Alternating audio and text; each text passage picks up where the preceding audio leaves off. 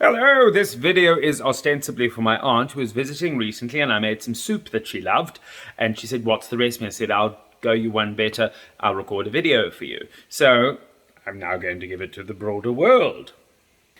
So here are the ingredients that you need. So 2 large onions, 4 rough tomatoes, that's optional actually, some basil, maybe 4 or 5 cloves of garlic, about a litre of stock, coconut cream, and 6 tins of tomato. Now, here in its raw form, I've got that. Now, I've already started to brown the garlic with the onion. Get it to the point that it's translucent, bordering on brown, but nothing more than that. And then you take your tomatoes. This is actually not strictly necessary, these rough tomatoes. I hope everyone is deeply impressed with the fact that I've managed to do this one-handed. Yes, yes, yes. Very impressive. Plop that all in there and start letting that do its thing. Now, by the way, I also fried up the tomato and the onion with butter because I'm like, butter is life kind of thing. But for the vegans out there, coconut oil works perfectly. I actually threw in a tiny bit of coconut oil as well.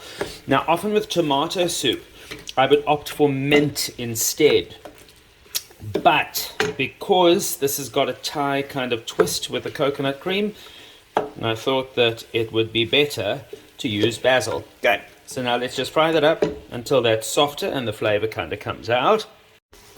Yay, they're all now soft and delicious and yum, yum, yum. And so the tin tomato goes in. Now, ordinarily, I'm kind of fiercely patriotic about our produce being better. It just is, I'm sorry, usually, because we've got a wide variety of climates and soil types and so on, which means that almost everything can grow wonderfully.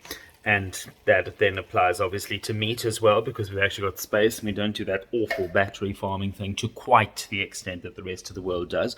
But I do have to say that one exception is that Italian tomatoes are just quite simply better, in my humble opinion.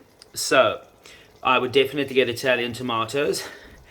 And the reason for that is that much though exactly where I live has got the same climate as much of Italy, Italian tomatoes also tend to grow in areas with high acid in the soil because of volcanic conditions and so on. So that is the one thing that I must say, is that Italian tomatoes for the win.